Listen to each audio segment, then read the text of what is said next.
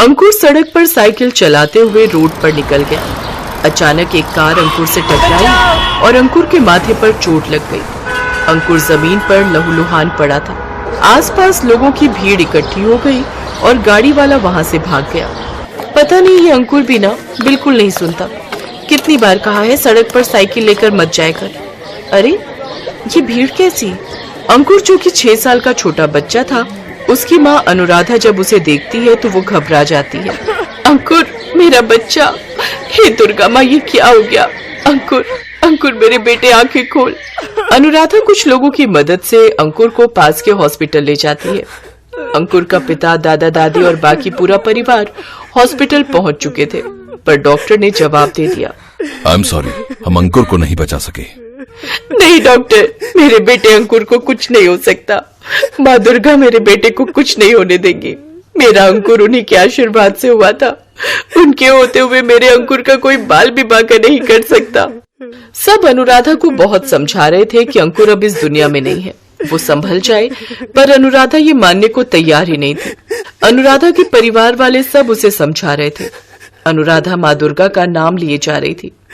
जय माँ दुर्गा, जय माँ दुर्गा, जय माँ दुर्गा, जय माँ दुर्गा, जय माँ दुर्गा। उधर अंकुर की आत्मा यमराज जी के पास पहुंचती है। अंकुर यमलोक में खड़ा रो रहा था और मम्मी मम्मी पुकार रहा था। मुझे मम्मी के पास जाना है, मुझे मम्मी के पास जाना है। नहीं, अब तुम अपनी मम्मी के पास नहीं जा सकते। अब तुम्हें यहीं रहना है हमारे साथ। नहीं, मुझे आपके पास नहीं रहना, मुझे अपनी मम्मी के पास रहना है। तभी माँ दुर्गा आ जाती है।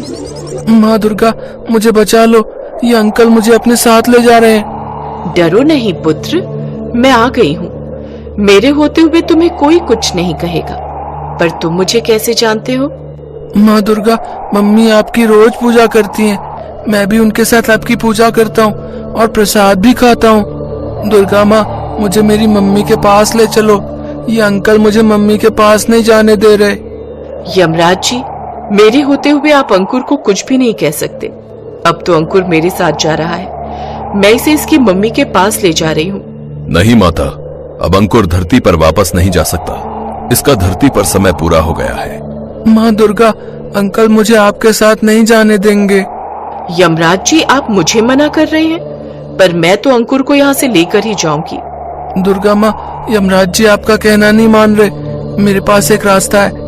जब मैं मम्मी का कहना नहीं मानता हूँ तो मम्मी मेरी पिटाई करती हैं।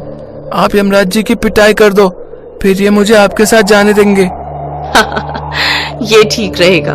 क्यों यमराज जी, आज मैं आपकी पिटाई करूं? बालक, तुम तो बहुत चतुर हो। आज माँ दुर्गा से मेरी पिटाई लगवा रहे हो। अब आप मुझे विवश करेंगे तो आपको मुझसे पिटाई खानी ही होगी। माता, आप मेरी पिटाई कर सकती हैं, क्योंकि माता की तो पिटाई में भी आशीर्वाद छुपा होता है। हे माता, आप तो जगत जननी हो। आपके समक्ष तो संपूर्ण संसार शीश झुकाता है। आपकी पूजा से तो भाग्य की रेखाएं ही पलट जाती हैं। माता, आपकी पूजा और भक्ति जीत गई। मैं जानता हूं आपका आशीर्वाद अंकुर पर है, इसलिए मैं अंकुर को हाथ भी नहीं लगा सकता। जाओ अंकुर, माँ दुर्गा के साथ जाओ। अब मैं तुम्हें नहीं रोकूंगा। थैंक यू अंकल, आप भी बहुत अच्छे अंकल हो। हाँ ये तो है, यमराज जी अच्छे तो बहुत है, पर कभी कभी इनसे लड़ाई करनी पड़ती है, तभी ये बात को मानते हैं। चलो अंकुर, मैं तुम्हें तुम्हारी मम्मी के पास छोड़ देती हूँ। यमराज जी अंकुर को जाते हुए देखते हैं और मुस्कुरा देते हैं। वो जानते थे कि जिन भक्तों के ऊपर माँ दुर्गा का आशीर्वाद होता है, उन भक्तों के सारे संकट टल जाते हैं। माँ दुर्गा अंकुर का हाथ पकड़कर धरती लोक पर ले जाती हैं। जाओ अंकुर, तुम्हारे मम्मी पापा तुम्हारा इंतजार कर रहे हैं। आप मेरे साथ नहीं चलोगी दुर्गा माँ? मुझे ना बहुत जरूरी काम है, मैं फिर कभी आऊंगी। अच्छा अब अपनी आंखें बंद करो। जैसे ही अंकुर अपनी आंखें बंद करता है, उसके शरीर में प्राण वापस आ जाते हैं और अंकुर आंखें खोल देता है। सभी डॉक्टर हैरान थे कि ये कैसा चमत्कार हो गया। सबके चेहरे पर खुशी की लहर दौड़ गई। मैंने अपनी मेडिकल हिस्ट्री में ऐसा चमत्कार पहली बार होते हुए देखा है।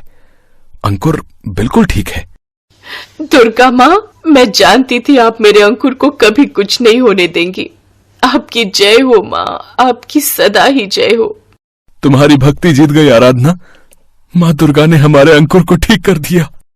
आराधना अंकुर को गले से लगा लेती है। सबकी आंखों में खुशी के आंसू थे।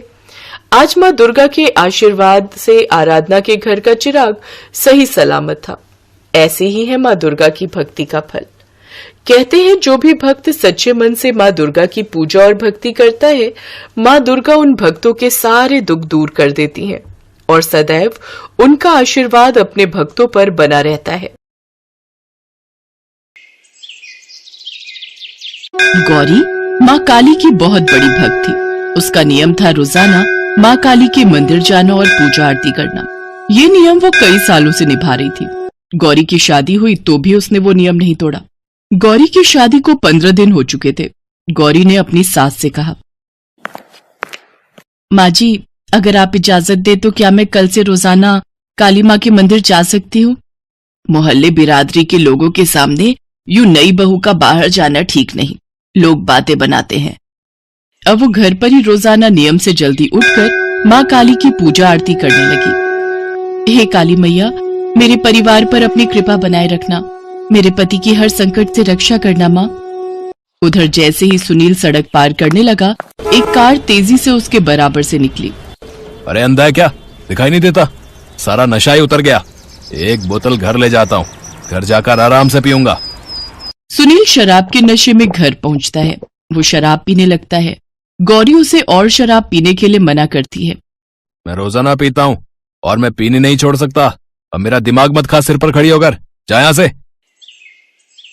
माँ काली के मंदिर में बहुत बड़ी पूजा होने वाली थी। गौरी का भी मन था कि इस पूजा में शामिल हो, इसलिए वो अपनी सास से पूछकर काली माँ के मंदिर में पूजा के लिए चली जाती है। सुनील नशे में घर आता है। उसे जब गौरी घर पर नहीं मिलती तो वो गुस्सा होने लगता है। अरे क्यों इतना गुस्से में आ रहा है? मुझे बोल कर गई है आ जाएगी अभी। नहीं माँ, ये गौरी ने रोज का तमाशा बना रखा है। ये मंदिर और पूजा के बहाने न जाने कहाँ घूमने और किससे मिलने जाती है। मैं आज इसकी पूजा पाठ निकाल कर ही रहूंगा। मैं गौरी को घर लेकर आता हूँ। इधर सुनील गुस्से में उसे लेने के लिए जाता है। सुनील नशे में बाइक चला रहा था। अचानक वो सामने से आकर कार को नहीं देख पाता और उसका एक्सीडेंट हो जाता है। यमराज सुनील की आत्मा को अपने साथ यमपुरी लेकर पहुंचे। सुनील की आत्मा अपने आप को यमपुरी में देखकर घबरा गई। मैं यहाँ क्या कर रहा हूँ? आप कौन है? हे मानव, अब तुम मर चुके हो। तुम आत्मा में बदल गए हो। तुम्हारी आयु पूरी हो चुकी है, इसलिए तुम अब यहीं रहोगे एक आत्मा बनकर। नहीं, मैं ऐसे नहीं मर सकता। मैं ऐसे कैसे मर सकता हूँ? तभी वहाँ माँ काली आती हैं। प्रणाम देवी माँ। आप और यमपुरी में? मेरी भक्त गौरी आज मेरे मंदिर में सुनील की रक्षा की प्रार्थना कर रही है।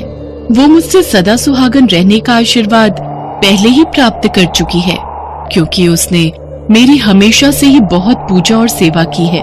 उसकी भक्ति से प्रसन्न होकर मैंने उसके ऊपर सदैव सुहागन रहने का आशीर्वाद बनाया हुआ है।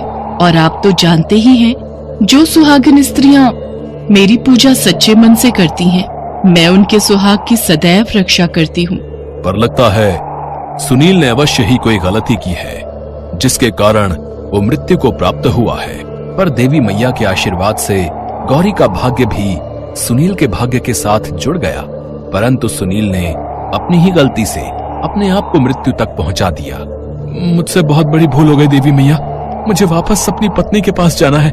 हे यमराज, मेरी भक्त गौरी सुबह से ही भूखी प्यासी मंदिर में मेरी पूजा अर्चना कर रही है, इसलिए मैं अपनी भक्त के सुहाग को पुनः जीवन दान दे रही हूँ।